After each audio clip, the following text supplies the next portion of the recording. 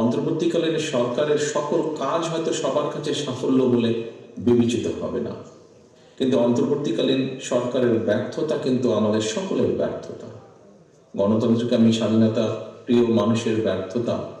এই সরকারকে ব্যর্থ করে দিতে যে স্বৈরাচার ছিল, পলাতক যে স্বৈরাচার, তার এবং তাদের দোসররা কিন্তু বসে নেই।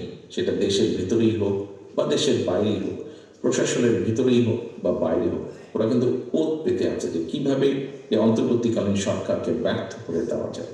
এদেরকে যদি ব্যর্থ করে দেওয়া যায় তাহলে গণতন্ত্রকে ব্যর্থ করে দেওয়া যাবে। বাংলাদেশের কোটি কোটি মানুষ যারা গণতন্ত্রকে ভালোবাসে, গণতন্ত্রকে প্র্যাকটিস করতে চায়, তাদেরকে ব্যর্থ করে দেওয়া যাবে।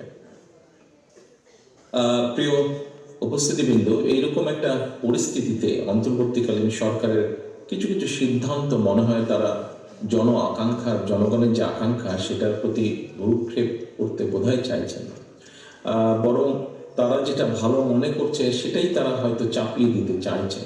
অনেক অপ্রাপ্তি থাকার পরেও জনগণ কিন্তু এখনো এই সরকারের উপর আস্থা রাখতে চাইছে, তারা আস্থা হারাতে চাইছে না। তবে একটা প্রশ্ন হচ্ছে, সরকার কি বৌদ্ধ জনগণের আস্থা রাখতে চায়? কারণ জনগণের সঙ্গে সরকারের আস্থার সম্পর্ক নিবিড় থাকলে ষড়যন্ত্রকারীরা কিন্তু তাদের ষড়যন্ত্রের ডালপালা বিস্তারের সুযোগ পাবে না।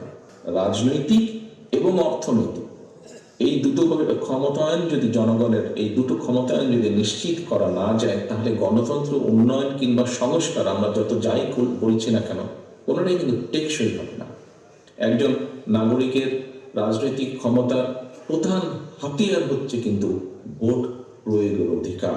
আমরা দেখেছি ইতিমধ্যেই অন্তর্বর্তীকালীন সরকার নির্বাচন কমিশনকে পুনর্গঠনের উদ্যোগ নিয়েছে।